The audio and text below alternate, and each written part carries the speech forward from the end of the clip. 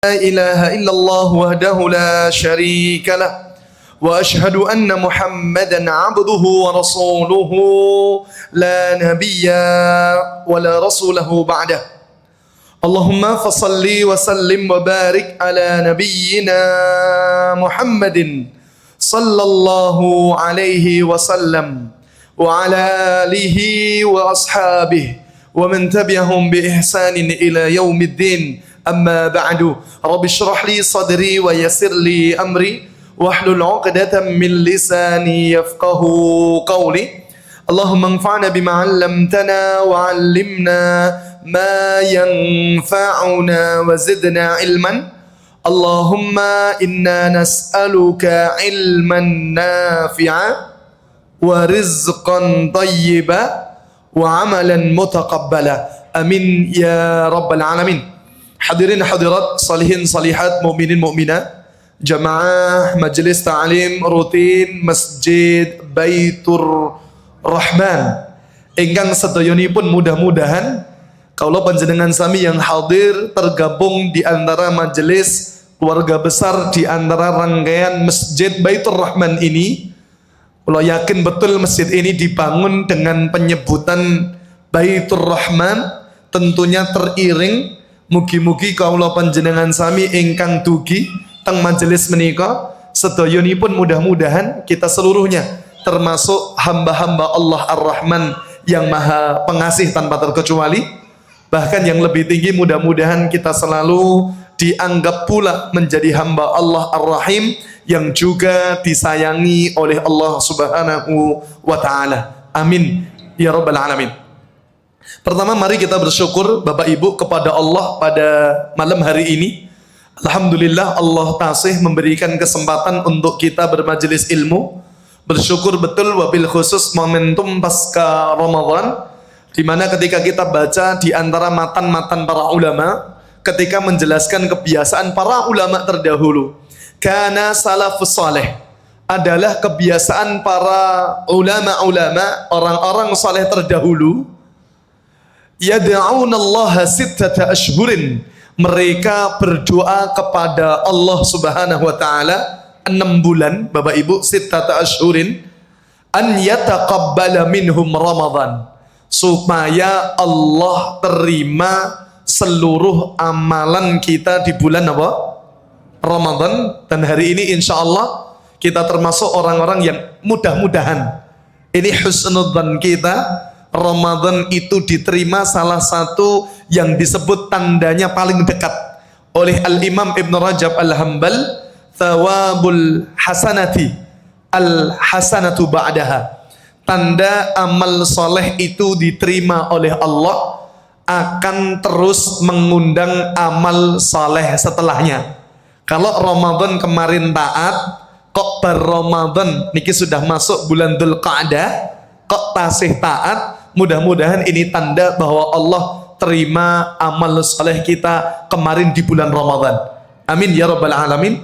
Termasuk tanda paling dekat kok sholat maghrib kita kerjakan disusul sunnah ba'diyah maghrib, kemudian kok disusul duduk sejenak bermajelis ilmu. Mudah-mudahan ini juga menjadi tanda amal soleh kita diterima oleh Allah Subhanahu wa taala.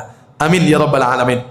Yang kedua, Bapak Ibu yang dimuliakan Allah, Al-Imam Ibn Rajab menyampaikan salah satu matan kebiasaan para ulama, kalau 6 bulan setelah Ramadan banyak-banyak doa untuk agar supaya Allah terima Ramadan kita. Yang kedua, Bapak Ibu, para ulama berdoa wa yad'aunahu, kebiasaan orang saleh terdahulu itu mereka banyak-banyak doa kepada Allah sittata ashhurin an yuballighahum Ramadan al-qatim, agar supaya Allah pertemukan malih dengan bulan apa? Ramadan. Ini 6 bulan sebelum Ramadan akan dipertemukan Allah kembali. Mereka sudah banyak-banyak doa kepada Allah, karena terbukti bahwa kenikmatan Ramadan tidak mungkin sama kualitas ibadah kita, ngaten nggih, secara kuantitas maupun kualitas tidak mungkin selevel dengan banyak maupun kualitasnya Ramadan. Tapi hari ini kita bersyukur tasih Allah berikan kesempatan untuk bersama orang-orang saleh dan mengerjakan amal-amalan saleh. Mudah-mudahan di tahun mendatang kita tasih dipertemukan Allah untuk bersua dan beramal saleh di bulan Ramadan kembali. Amin ya rabbal alamin.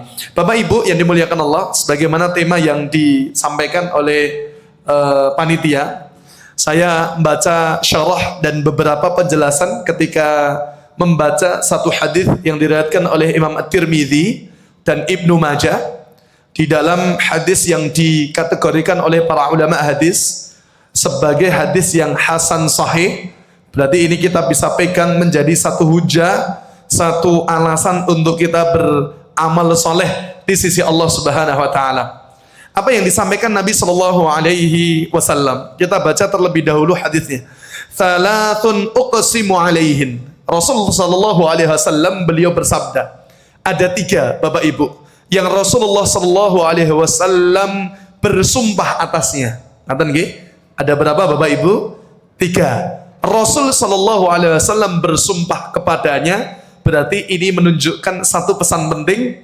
Yang kedua, secara logika mungkin apa yang disampaikan Nabi ini secara logika kita mungkin kok tidak masuk akal, tapi Nabi SAW bersumpah menunjukkan bahwa pasti sesuatu yang dijanjikan Nabi dari sumpahnya pasti akan terjadi dalam hidup kita.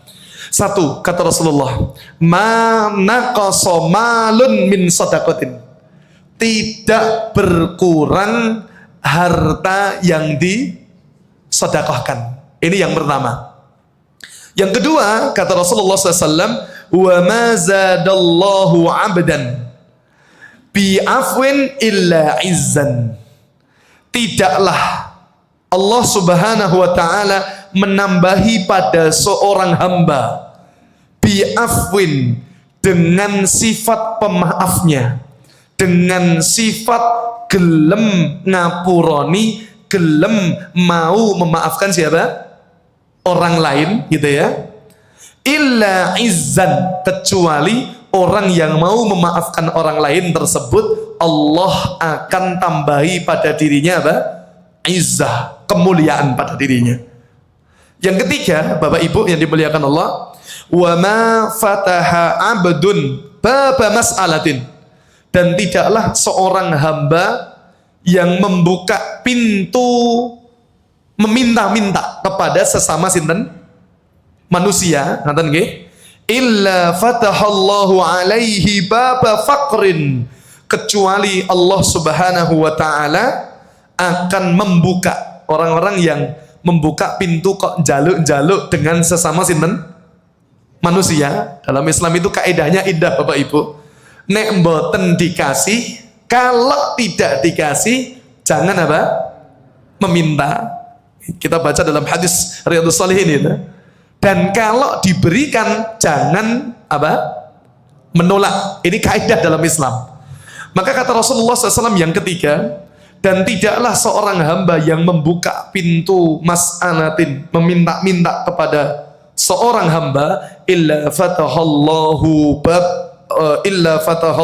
alaihi baba faqrin, kecuali Allah akan membuka pintu kefakiran kepadanya. Bapak Ibu yang dimuliakan Allah Subhanahu wa taala, inilah yang disampaikan 3 sumpah Nabi sallallahu alaihi wasallam kepada kita semuanya, dan kita insya Allah dalam beberapa menit ke depan akan membaca penjelasan para ulama tentang hadis Nabi kita Muhammad sallallahu alaihi wasallam.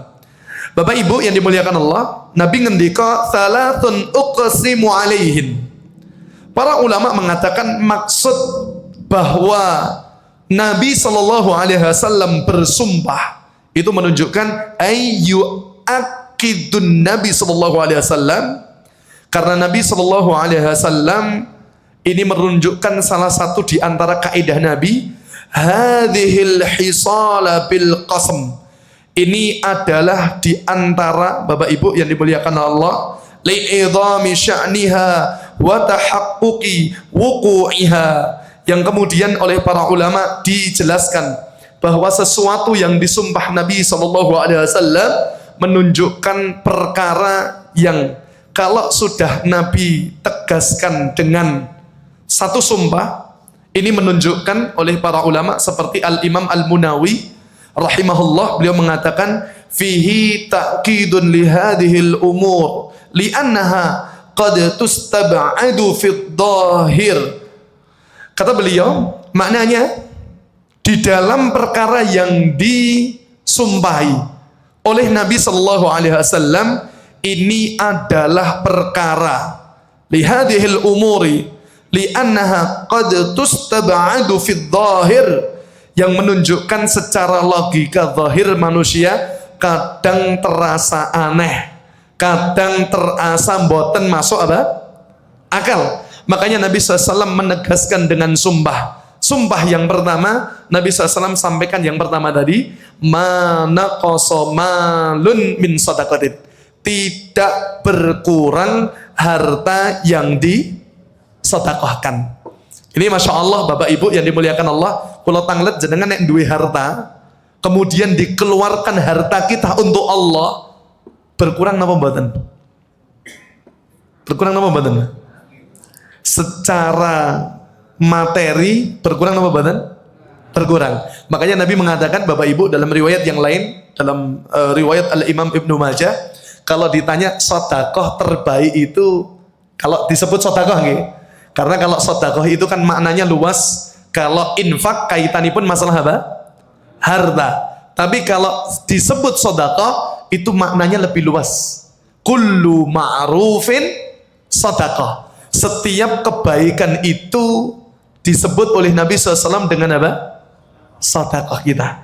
Makanya Bapak Ibu kalau disebut garis bawah kata sedekah, Nabi mengatakan bahwa sedekah terbaik itu adalah sedekah ilmu. Ngerti nggih? Nabi mengatakan afdhalus sedekah an yata'allamal mar'ul muslim ilman. Ketika seorang muslim itu mempelajari suatu ilmu, summa yu'allima akhahul muslim, kemudian kok gelem mengajarkan ilmunya dengan sesama siapa? Dengan sesama manusia, dengan saudaranya yang lain. Kenapa kok sedekah ilmu itu lebih mulia? Bahkan harta pun kalah dengan sedekah ilmu. Kalau dalam riwayat lain Bapak Ibu, sahabat mulia Ali bin Abi Thalib, beliau mengatakan al-ilmu khairun minal mal. Ilmu itu lebih baik daripada harta. Loh kenapa? Karena kalau harta Bapak Ibu itu akan berkurang ketika diinfakkan, tungkishun nafkah gitu nggih. Kalau dikeluarkan diinfakkan dia akan berkurang secara materinya. Tapi kalau ilmu yasku bil infak, semakin dikeluarkan semakin apa? Bertambah kebaikannya. Masya Allah. Walaupun sumpah Nabi Shallallahu Alaihi Wasallam ini menunjukkan tidak berkurangnya harta yang disedekahkan, menunjukkan secara hakikat bahwa harta kalau dikeluarkan sebetulnya secara materi sudah, tetapi secara lipat ganda Allah Subhanahu wa taala kecil sekali untuk apa? Melipat gandakan apa yang telah kita keluarkan di antara harta yang Allah titipkan dalam hidup kita.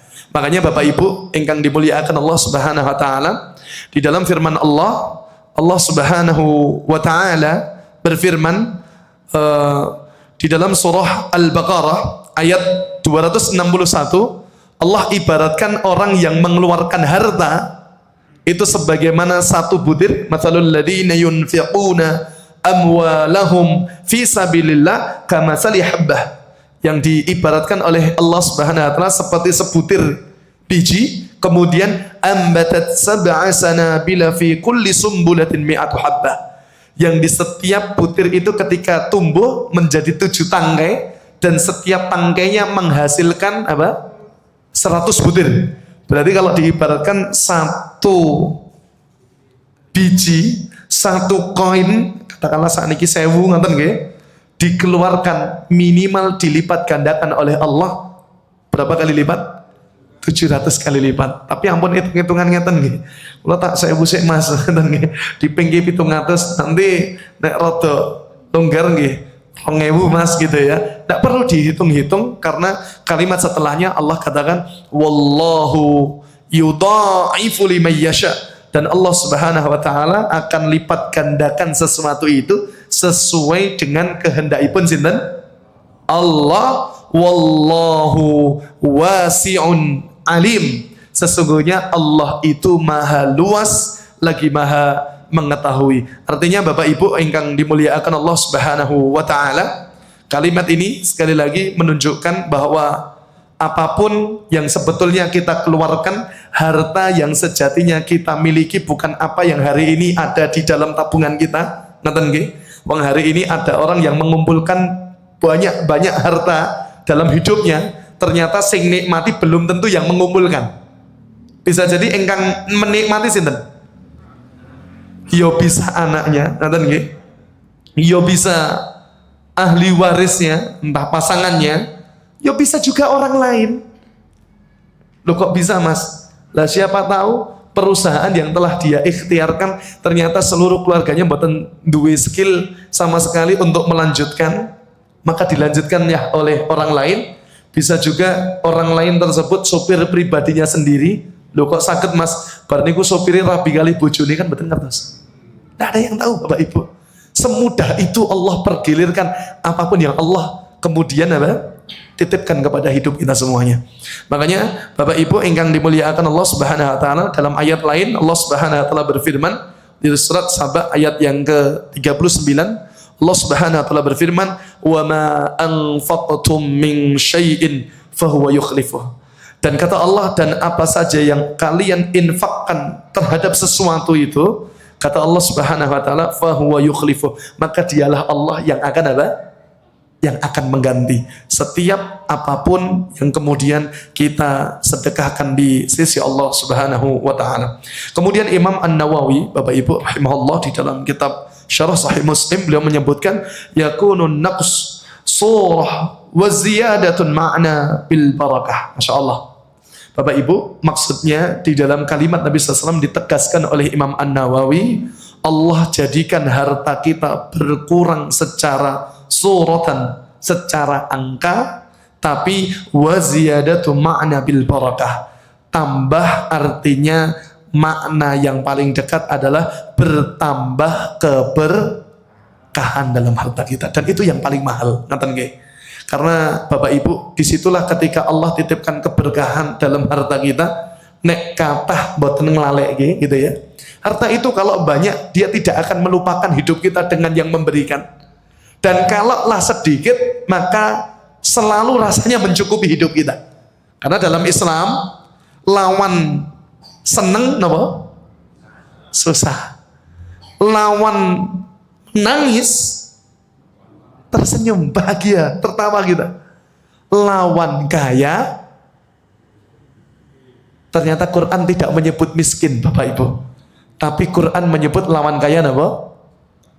Cukup. Nanten nggih, sinten sing ngendika fakir mau itu ya. Kalau fakir itu di bawah miskin, gitu ya. Mohon maaf kalau orang miskin itu dia sudah bekerja tapi belum mencukupi kebutuhannya. Tapi kalau fakir, waliyadzubillah, seperti misalkan ada beberapa waktu yang lalu kecelakaan kereta misalkan, kalau ada sebagian saudara kita yang mohon maaf kemudian di beberapa bagian tubuhnya ada yang mohon maaf di amputasi misalkan gitu ya, diamputasi kemudian tidak bisa difungsikan, yang sebelumnya dia kerja harus dengan menggunakan dua kakinya misalkan nih, maka orang kalau fakir itu jangankan bekerja pun tidak mampu apalagi memenuhi kebutuhannya. Tapi Bapak Ibu, Quran ternyata indah sekali.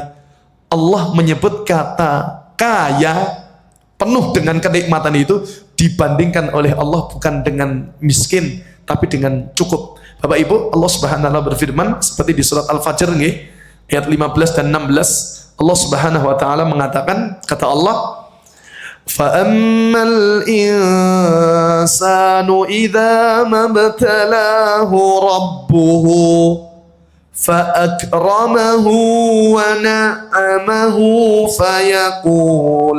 فَيَقُولُ رَبِّي akraman dulu gitu ya. Allah Subhanahu wa taala berfirman, dan adapun manusia itu kalau diuji oleh Allah Subhanahu wa taala dengan fa'akramahu, Allah muliakan dia. Wa na'amah, Allah kasih banyak kenikmatan, kekayaan dalam hidupnya. Fayaqulu rabbi akraman. Ini banyak di antara kita akan mengatakan Tuhanku memuliakanku. Ini kan manusia banget nih, okay?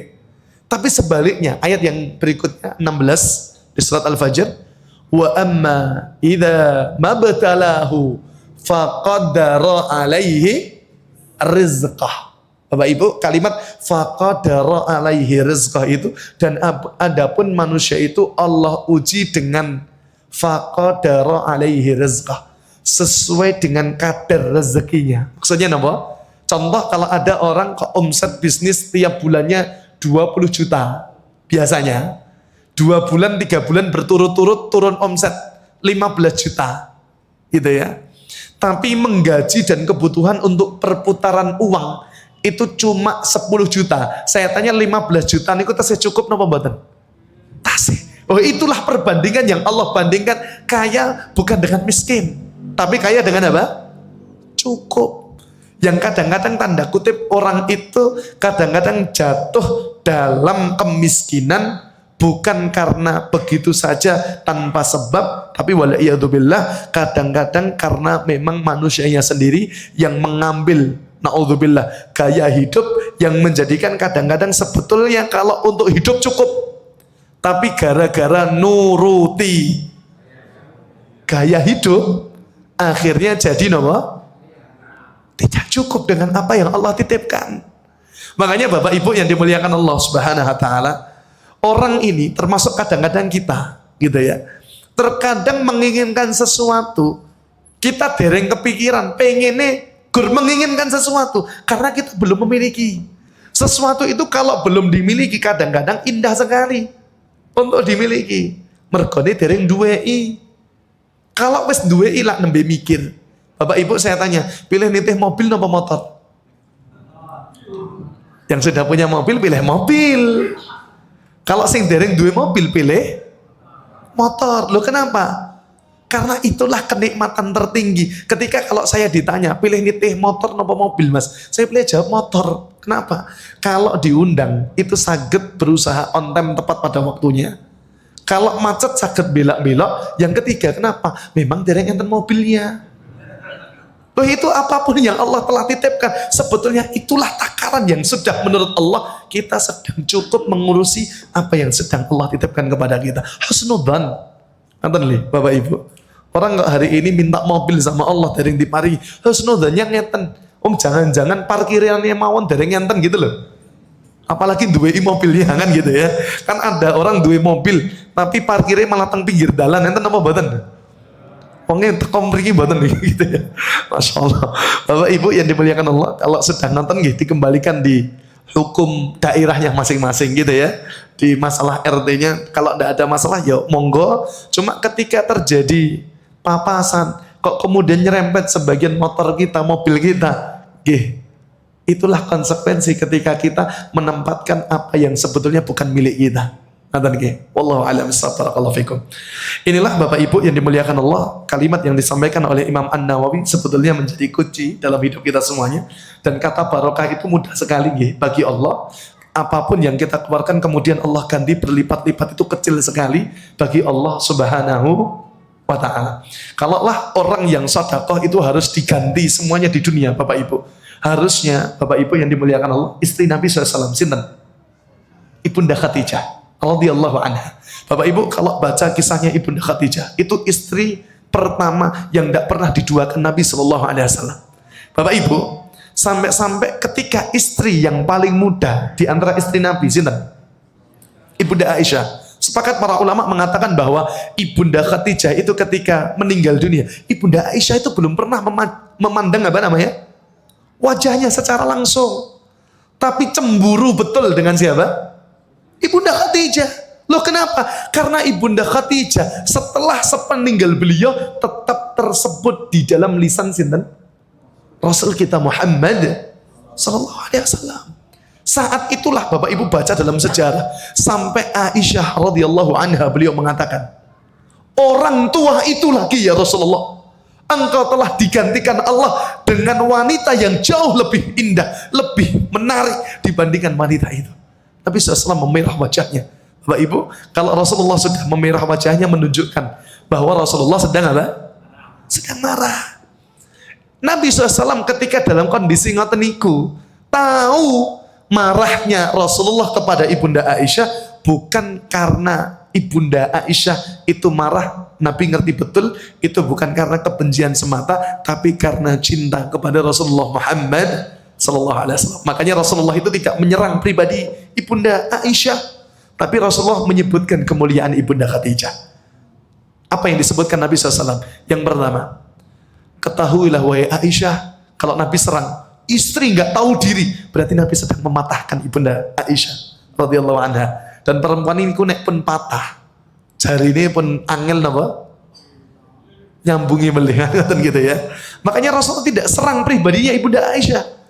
Yang Rasulullah sampaikan adalah kemuliaan seorang wanita yang dicela oleh Ibunda Aisyah waktu itu karena kecemburuannya. Nabi SAW katakan, ketahuilah wahai Aisyah, ketika dalam kondisi yang betul-betul apa namanya? Kalut. Nabi SAW itu ketika menerima wahyu pertama, orang yang pertama kali membersamai dan menyelimuti Nabi SAW adalah sinten? Ibunda Khadijah. Dan itu tidak pernah dialami istri-istri Nabi yang lainnya. Makanya ini penting untuk ibu-ibu gitu ya. Sebesar apapun masalah para ayah, kalaulah mereka kembali masih melihat senyuman pada istri dan anak mereka, seolah-olah tidak ada masalah dalam hidup mereka. Leres napa mboten, Mbak? Loh nggih. Bapak-bapak boleh berantakan di luar rumah. Mantuk, istri, anak tesih membersamai kita. Itu seolah-olah tidak ada masalah, Pak. Saat ini kalau tanglet jenengan, mantuk niku tambah masalah nomor tambah tentrem, Pak. Insya Allah tambah tentrem gitu ya, Pak ya. Yang kedua, dan itu tidak dimiliki istri Nabi yang lain.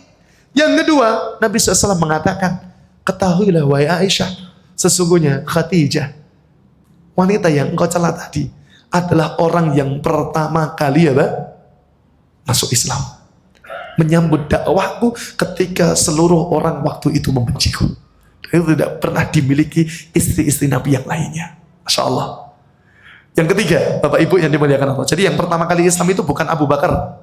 Jadi sebelum Abu Bakar ada yang lebih dahulu masuk Islam. Sinten? Ibunda Khadijah. Pertama kali itu Bapak Ibu. Yang ketiga, orang yang seluruh hartanya habis 3 tahun berturut-turut nih. Masa apa namanya? Di embargo nggih. Masa saat pada masa apa namanya? Di kalau zaman sekarang di napa nggih jenenge nggih? Di kados di boykot gitu ya Pak ya. Di boykot tidak boleh kemana-mana itu Bani Hashim. Masya Allah. Saat itulah yang habis-habisan ngeragati muslimin saat itu adalah Ibunda Khadijah. Makanya 3 tahun berturut-turut itu efeknya akhirnya Ibunda Khadijah sakit-sakitan karena kelaparan, karena Masya Allah pacaklik luar biasa dan ditambahi dengan boykot 3 tahun berturut-turut. Akhirnya juga Abu Thalib juga jatuh sakit saat itu. Masya Allah. Bapak Ibu yang dimuliakan Allah, dan itu tidak dimiliki istri Nabi yang lainnya. Makanya Bapak Ibu sebetulnya kalau kita sedekah itu tetap secara angka, secara materi harta kita tetap akan apa? Berkurang. Tapi keberkahan di sisi Allah itu yang jauh lebih tinggi nilainya. Allah lipat gandakan, dan itu keberkahannya mudah sekali bagi Allah untuk menyegerakannya juga pada di dunia. Kemudian yang keempat terakhir, ternyata anak-anak Rasulullah SAW yang masih hidup seluruhnya dilahirkan dari rahim sinten? Ibunda Khadijah. Anak Rasulullah itu ada 7 Bapak Ibu, gitu ya. Ada 7. Ini kalau lari-lari malah hafal betul itu ya. Anak-anak Nabi ada 7 orang, 3 laki-laki, 4 perempuan, gitu ya. Pertama Qasim, Abdullah, Ibrahim. Qasim dan Abdullah itu dilahirkan dari rahim Ibunda Khadijah, dan sepakat para ulama termasuk Ibrahim, kalau Ibrahim ini dilahirkan dari rahim Maria Al-Qibti, istri Nabi yang lain. Cuma sepakat para ulama sejarah bahwa istri-istri Nabi yang melahirkan anak laki-laki, Ibunda Khadijah dan Maria Al-Qibti, itu seluruhnya meninggal pada saat usia yang sangat apa? Sangat masih kecil sekali mereka, gitu ya. Kemudian 4 anak perempuan itu seluruhnya ketika Nabi berislam dan mereka masih menemui Nabi SAW, 4-empatnya. Sinten mawon? Zainab, Ruqayyah, Ummu Kulthum, dan sinten? Fatimah. 4-empatnya lahir dari rahim yang mulia istri Nabi kita Muhammad sallallahu alaihi wasallam, yaitu Ibunda Khadijah radhiyallahu anha. Dan itu Ibunda Aisyah tidak bisa ngomong apa-apa Bapak Ibu. Masya Allah. Makanya orang saleh, orang salihah itu tidak semuanya Allah karuniakan nikmat keturunan. Tapi kalau sudah Allah tutupi satu pintu rezeki, itu Allah akan buka pintu yang lain untuk menjadi rezeki yang akan kita jadikan potensi untuk bertemu kepada Allah Subhanahu wa ta'ala. Ternyata Ibunda Aisyah memang tidak dikaruniai Allah keturunan, tapi dari sisi beliaulah banyak hadis-hadis kebiasaan Nabi di dalam rumah yang itu semuanya lahir dari Ibunda Aisyah radhiyallahu taala anha. Termasuk di antara periwayat terbanyak itu Ibunda Aisyah radhiyallahu anha. Makanya Bapak Ibu yang dimuliakan Allah Subhanahu wa taala, inilah yang pertama yang menjadikan Nabi SAW bersumpah atas mereka. Yang kedua, Bapak Ibu yang dimuliakan Allah Subhanahu wa taala, Nabi SAW bersumpah dalam kalimat yang kedua, wa ma zadallahu 'abdan bi'afwin illa 'izzan. Dan tidaklah Allah menambahi seorang hamba yang memaafkan saudaranya kecuali oleh Allah Subhanahu wa taala akan ditambahi padanya apa? Kemuliaan. Bapak Ibu yang dimuliakan Allah, Al-Imam Ibn Rajab Al-Hambal, beliau mengatakan rahimahullah dalam kitab Jami'ul Ulum wal Hikam, yang mengatakan al-afu yazidu sahibahu izzan fil qulubi wa rif'atan 'indallah. Kata beliau Al-Imam Ibn Rajab Al-Hambal, memaafkan itu kata beliau yazidu sahibahu izzan fil qulub, sesungguhnya Allah akan menjadikannya kemuliaan, mobil khusus di dalam apa namanya? Di dalam hatinya, gitu nggih. Wa rif'atan 'indallah, dan apa namanya? Allah akan tinggikan kedudukannya di sisi sinten? Allah Subhanahu wa taala. Bapak Ibu, Allah Subhanahu wa taala berfirman di dalam surat An-Nur, surah yang ke-24 ayat yang ke-22. Allah Subhanahu wa taala sampaikan kepada kita, apa kata Allah? Wal ya'fu wal yasfahu. Dan maafkanlah dan lapangkanlah dadamu. Kenapa kata Allah? Ala tuhibbuna an yaghfirallahu lakum. Tidakkah kalian menyukai, tidaklah kalian senang Allah Subhanahu wa taala ampuni dosa-dosa kalian. Artinya Bapak Ibu, ini kalimat disimbolkan oleh imam seorang khalifah di antara umat Islam, namanya Umar bin Abdul Aziz, khalifah kelima Umar dinasti Umayyah. Itu mengatakan bahwa utlubul afwa minallah, carilah maafnya Allah itu dengan bil afwi anin nas, dengan memaafkan sesama dan manusia. Orang kalau mau memaafkan orang lain, sebetulnya yang Allah akan titipkan di dalam hati kita kemuliaan, artinya adalah ketenangan dalam hidup kita. Bapak Ibu, di atas nikmat sehat, apa di atas nikmatnya sehat itu? Iman dan ketenangan yang Allah hadirkan dalam hidup kita. Jadi ukuran nikmat itu paling rendah harta, di atas harta nikmat apa? Sehat. Gitu, okay? Di atasnya sehat, Allah karuniakan nikmat yang lebih tinggi daripadanya. Allah karuniakan kenikmatan apa? Iman, dan wujud dari keimanan itu Allah tenangkan hidup kita. Bapak Ibu yang dimuliakan Allah, kula tanglet Bapak Ibu. Konsep dalam Islam itu saya tanya, lebih banyak memaafkan atau meminta maaf? Memaafkan atau meminta maaf? Ternyata dalam Islam lebih banyak perintah memaafkan daripada apa? Meminta maaf. Kenapa? Allah pengen menghendaki hati kita betul-betul tenang di hadapan manusia. Bapak Ibu, Bapak Ibu, kalaulah ada orang yang pernah menyakiti hidup kita, kemudian mereka mendatangi kita, kemudian meminta maaf dalam hidup kita, kemudian kok kita mau memaafkan mereka, maka sungguh kita telah menapangkan hidup mereka dan hidup kita. Tapi kalau ada orang kok ngelarani, kalau panjenengan ning boten rumangsa nglarani, enten boten tiyang ngoten niku? Ada, gitu ya. Kok kita mau memaafkan mereka? Sungguh kita telah melapangkan hidup kita sendiri. Bapak Ibu pernah nanti naik motor pas hutan-hutan, kecipratan, emosi nopo boten? emosi gitu ya. Lo emosi, wajar gitu ya. Tapi ketika kita betul-betul mau memaafkan mereka, itu justru betul-betul akan melapangkan hidup kita. Sambil guyon kan tadi, ditungake ya Allah, ganti pemilik motor tadi ya Allah dengan motor yang jauh lebih indah lagi ya Allah gitu ya. Sing mboten gampang nyiprati wong liya ya Allah. Lo gitu. Jangan-jangan Allah gantikan malah mobil gitu ya. Malah menenteramkan. Jenengan kecipratan air kok tambah emosi. Kulo tanglet nek jenengan terus-terusan emosi dengan orang yang ngelarani hidup kita. Sing cepet seto sing ngelarani napa sing mikirke? Sing mikir. Lo lihat itu data yang paling dekat Bapak Ibu di antara kita. Luwe kathah teng mriki, mang tanglet pemerintah mriki. Lebih kathah jumlah dudo napa rondo? Dudo napa rondo? Hampir di mana-mana ketinggalan sami Pak datanya Pak. Lebih banyak jumlah rondo nih. Kalau jumlah rondo lebih banyak menunjukkan bahwa sing cepet sedo niku suami dulu atau istri? Suami dulu. Sebabnya kepikiran sinten niku? Pikiran bojone gitu ya. Masya Allah. Pikirannya kan banyak laki-laki itu. Bahkan tanggung jawab surga dan neraka anak dan istrinya menjadi tanggung jawab siapa? Suaminya. Dan itulah yang sebetulnya Allah kehendaki.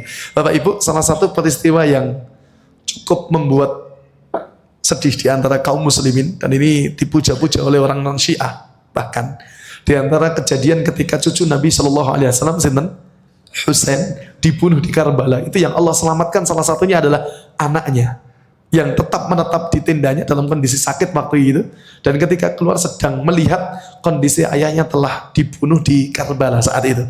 Namanya Ali Zainal Abidin bin Husain bin Ali bin Abi Thalib.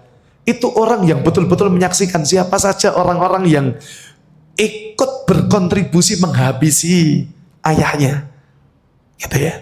Dan itu tahu betul Bapak Ibu kalau baca dalam hadis Nabi Sallallahu Alaihi Wasallam, orang-orang yang berbuat zalim itu, wallahi, sebelum mereka akan dibalas di akhir nanti, Allah akan segerakan balasan mereka di mana? Di dunia. Dalam hadis yang sahih riwayat Bukhari, saya baca Bapak Ibu, Nabi SAW mengatakan, isnani, ada dua orang, yu'ajiluhumallah fid dunya, yang Allah akan balas kejahatan mereka di dunia sebelum dibalas di mana? Di akhirat. Ada dua. Apa kata Rasulullah SAW? Yang pertama, al-bughyu, orang yang berbuat apa? Zalim dengan orang lain. Yang kedua, wa uququl walidain, durhaka kepada sinten? Orang tuanya. Sebaliknya, mafhumul mukhalafahnya. Jadi memahami hadis itu jangan cuma tekstual. Kalau yang dihukum disegerakan dua orang tadi, maka pemahaman terbaliknya menunjukkan Bapak Ibu, kalau kita pengen disegerakan balasan kita di sisi Allah sebelum dibalas di akhirat nanti, maka dua hal cara kita. Sering-sering memudahkan urusan orang lain. Yang kedua, kalau orang tua kita masih ada, berbaktilah semaksimal mungkin dengan mereka. Karena bakti kita dengan mereka, wallahi saya berani jamin, orang yang memuliakan kedua orang tuanya sebelum mereka meninggal dunia, pasti Allah akan muliakan hidupnya nanti. Masya Allah. Oh, itu janji Nabi Shallallahu Alaihi Wasallam. Makanya Bapak Ibu, ketika orang-orang yang zalim terlibat dalam pembunuhan Husain, ternyata banyak didapati orang-orang itu mereka apa namanya? Ada yang gila, ada orang-orang yang terlilit hutang dengan ujian ekonomi mereka, ada yang keluarganya meninggalkan mereka. Tapi Masya Allah, ketika seluruh kondisi mereka dalam kondisi berat di akhir hidupnya, ternyata kehidupan mereka ditanggung seluruhnya oleh Ali Zainal Abidin. Dan ketika ditanya, kenapa engkau tidak mau berdendam dengan mereka? Ketahuilah, kalaulah aku mampu mendendam mereka, tentu aku bisa. Tapi ketika kebencian itu ada di dalam hatiku, maka sesungguhnya aku telah memasukkan racun yang akan merusak hidupku sendiri. Masya Allah. Ini Bapak Ibu, di antara kemuliaan orang yang memaafkan orang lain, sebetulnya Allah akan betul-betul lapangkan hidup kita. Bapak Ibu, kalau para ulama hati, dan ini kalau dibandingkan, dikompar dengan para medis itu, orang gampang lorong-loronan itu sebab paling utama nih gini Bapak Ibu. Sebab apa?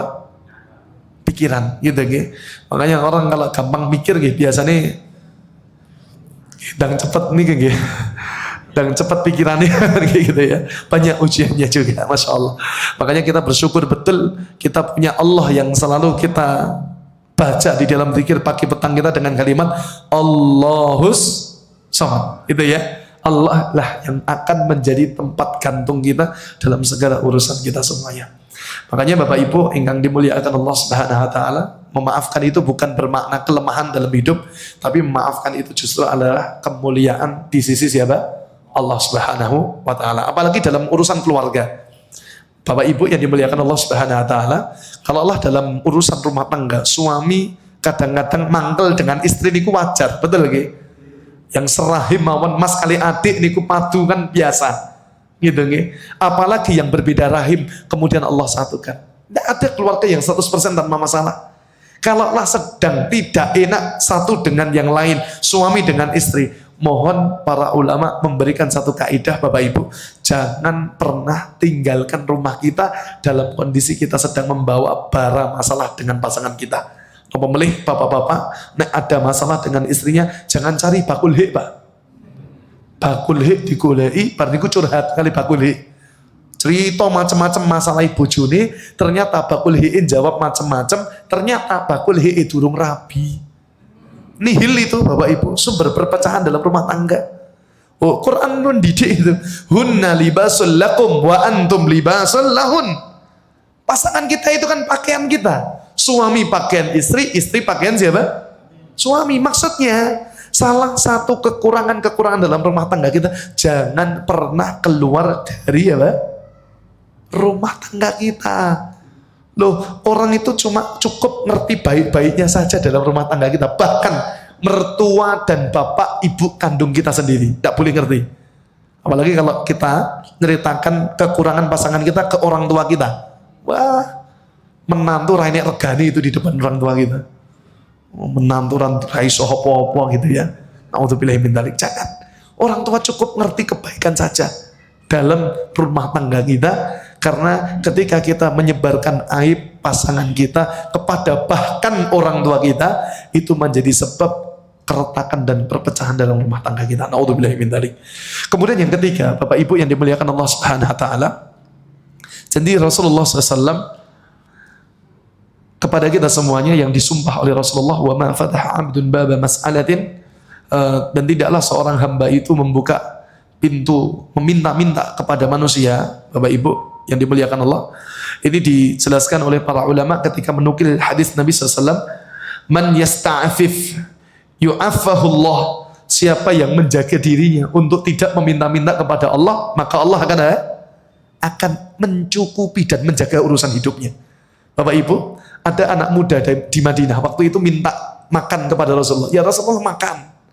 Rasulullah itu orang paling berat kalau dimintai makanan, kecuali pasti apa? Rasulullah akan beri. Cuma yang meminta anak muda, Pak. Rasulullah tahu anak muda ini punya masalah. Masalah apa? Masalah untuk menghasilkan income dalam urusan kehidupannya. Bukan butuh dicela, Pak. Cahanom menjaluan, bubar itu, Pak. Kalau Rasulullah ngomong cahanom menjaluan, sakit hati, Pak, bubar itu masalah anak muda itu. Rasulullah ngerti anak muda itu butuh solusi. Makanya Nabi tawarkan, apa yang kau miliki wahai nak? Gitu ya. Jawaban anak muda ini, saya tidak punya apa-apa ya Rasulullah, kecuali 2 barang yang tidak layak pakai di rumahku. Ambil, kata Rasulullah. Diambil 2 barang yang tidak layak pakai itu, Bapak Ibu. Rasulullah tawarkan di hadapan sahabat yang lain. Siapa yang membeli 2 barang ini? Sahabat ngerti. Nabi ini sedang mendidik anak muda ini untuk tidak ada meminta-minta. Engkau Allah titipkan banyak kekuatan. Nabi sedang didik. Ini sahabat ngerti betul Nabi sedang mendidik, meskipun 2 barang itu tidak layak. Tapi sahabat paham betul Nabi sedang didik. Ada sahabat yang nawar. Saya Rasulullah, berapa engkau tawar? 1 dirham ya Rasulullah, Quran. Siapa lagi? Wah, ini keren nih, Pak ya. Lelang nih zaman saat ini gitu ya. 1 sahabat lagi ngacungkan tangan, saya Rasulullah, berapa engkau ingin beli? 2 dirham ya Rasulullah.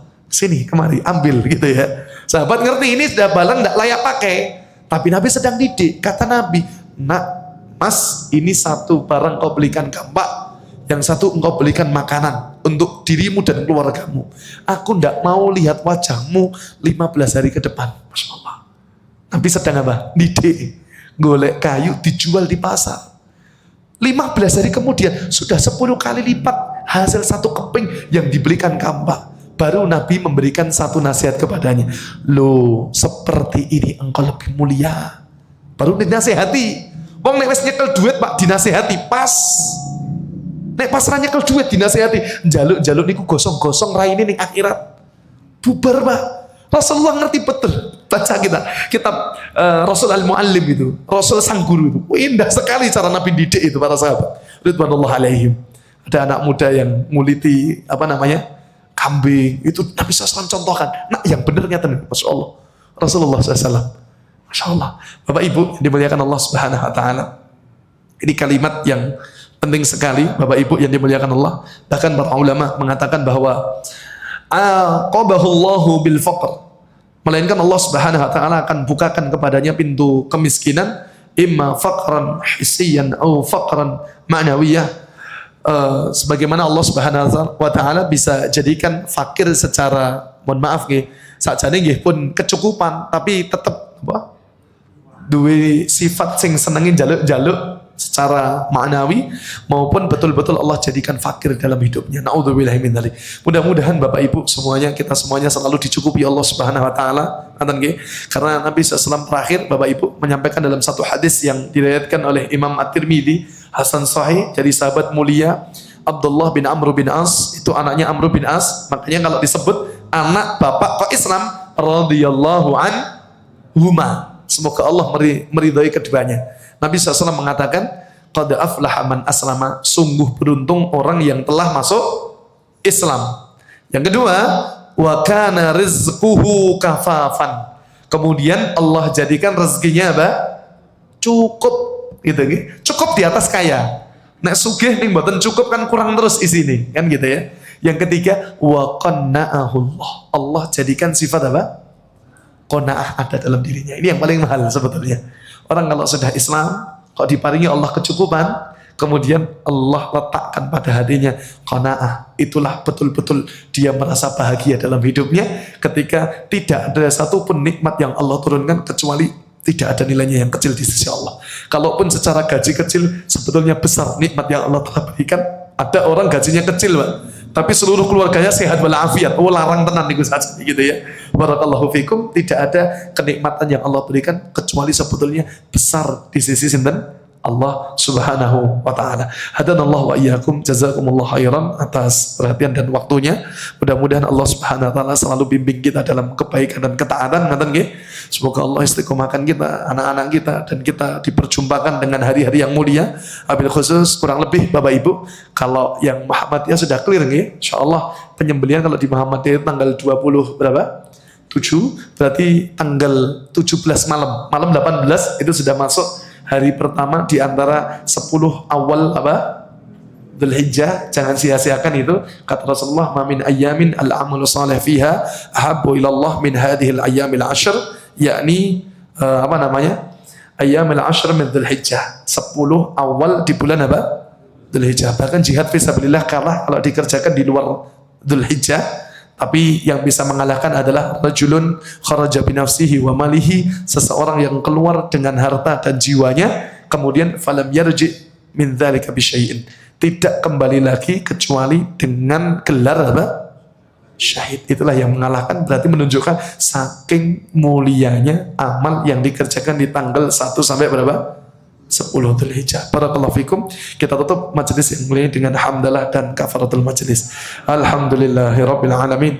Subhanakallahumma wa bihamdika asyhadu an la ilaha illa anta astaghfiruka wa atubu ilaik. Wa akhiru da'wana assalamu alaikum warahmatullahi wabarakatuh.